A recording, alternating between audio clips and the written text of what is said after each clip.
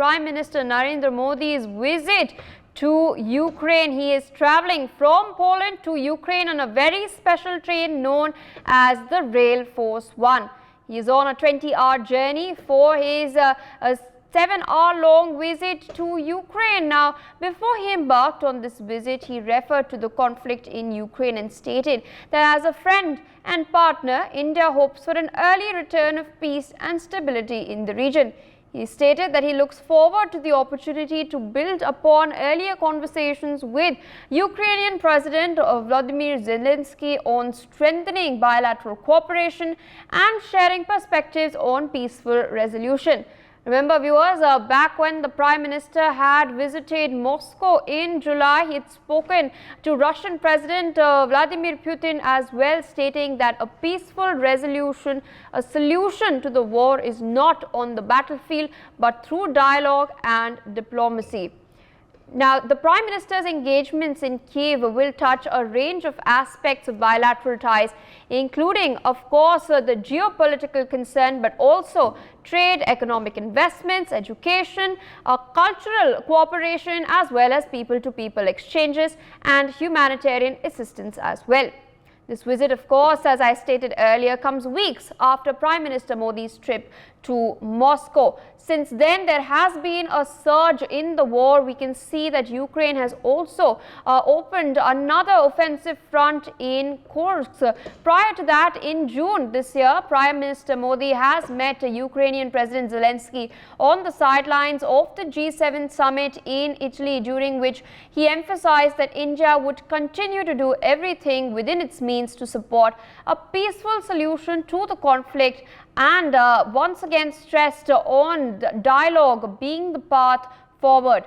Now, of course, during his very first visit to Ukraine, which is also the first visit of any Indian Prime Minister to the country ever since Ukraine had attained independence from the Soviet Union in 1991.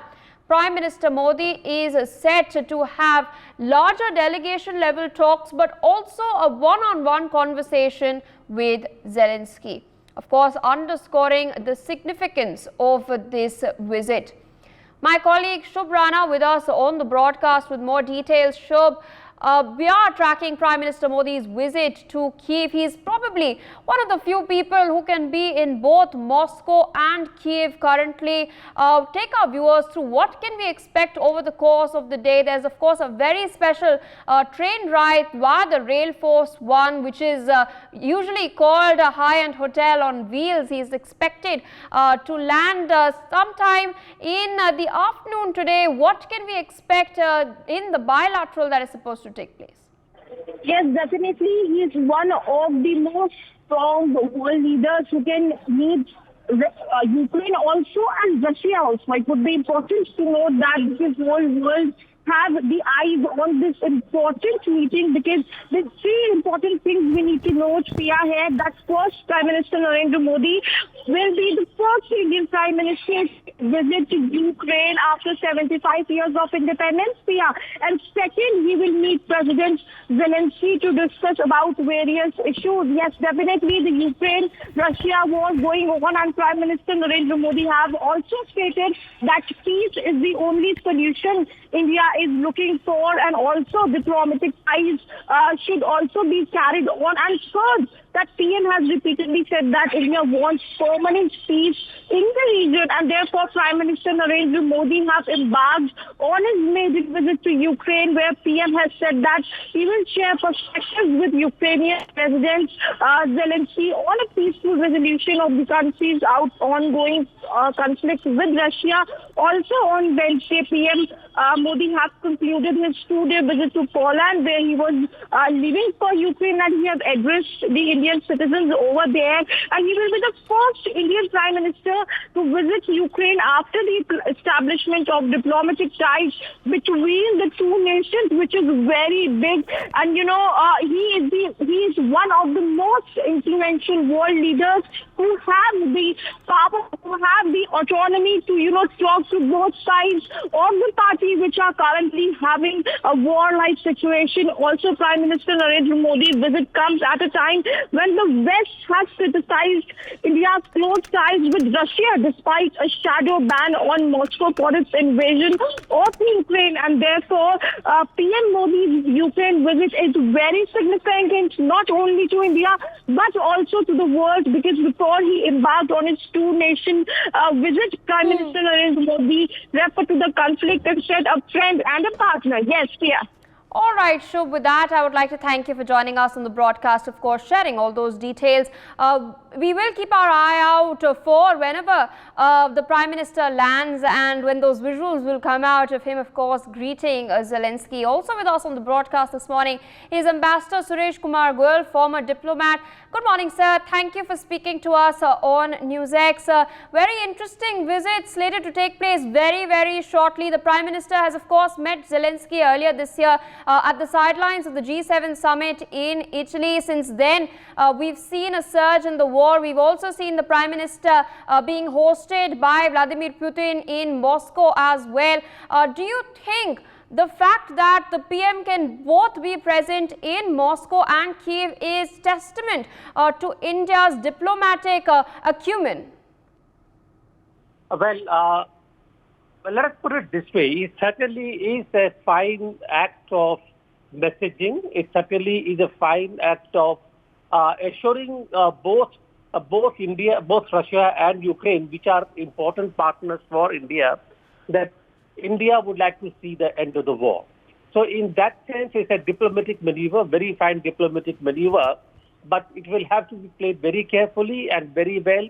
And I'm quite certain that Prime Minister Modi has the capability and he has a dexterity to do it well during his visit. Important thing really is that, as he has said before, that there is a need for both the countries to end the war. And to end the war, this must be done through conversations, through negotiations, diplomacy, talks, etc., because both Ukraine and Russia are important for India's own defense architecture and the defense supplies. The aircraft which Russia supplies, the engines are made in Ukraine. And therefore, there are so many things, the interdependability. And therefore, I think the messaging is very clear, it's very important.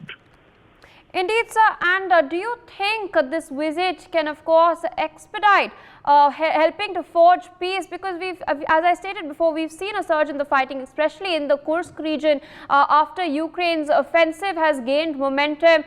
We continue to see the fact that Europe and United States of America are pumping money into Ukraine, but it's the people of Ukraine and Russia that continue suffering.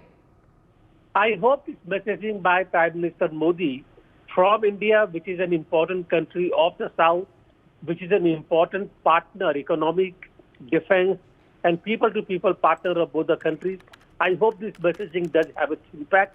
I do recognize, however, that the problem lies in European security architecture, Ukraine wanting to become the member of NATO, Russia having problems with that kind of an assertion, USA using Ukraine to build up the front-line defenses or front-line positions in the Eastern European territory, Central European territory, which Russia finds threatening. And therefore, I think the war will end when USA, Western Europe, and Russia are prepared to do it. At the moment, I don't see any signs of that. Therefore, the messaging hopefully will encourage them to think of the end to war. But how far they will go is difficult for me to say. For more such videos, subscribe to the NewsX YouTube channel, hit the bell icon.